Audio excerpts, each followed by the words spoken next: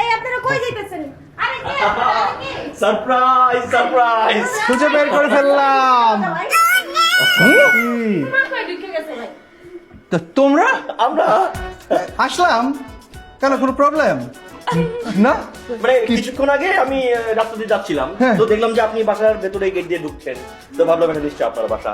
আমি ফোন দিলাম তপন ভাইকে। আমি ফোন দিলাম শিলাকে। আমরা সারপ্রাইজ কে দাও করে চলে আসলাম। একদম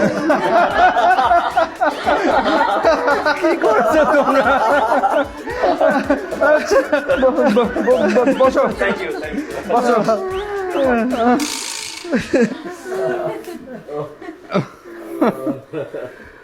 তো তোমরা তো খুঁজে বের করে ফেলছো, হ্যাঁ?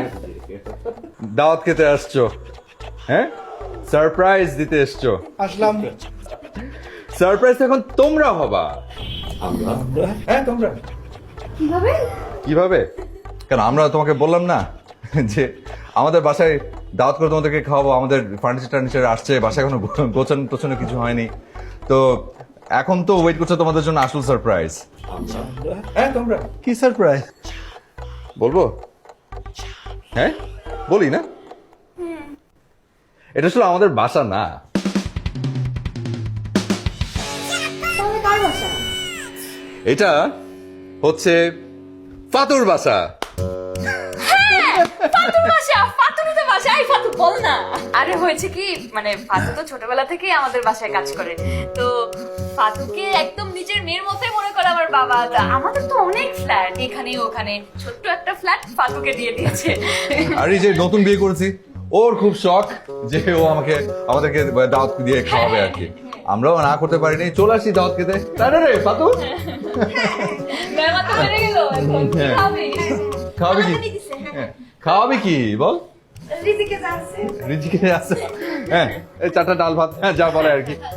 আমাদের আমরা ও যা রান্না করে খাবে তাই তো খাবো, তাই না? সেটা তো খাবো, সেটা ওরা খাবে, অসুবিধা নেই। যা যা, তুই একদম হ্যাঁ, টেনশন তুই যা, নিবি না, যা টেনশন আছে না। তাই দিবি, হ্যাঁ।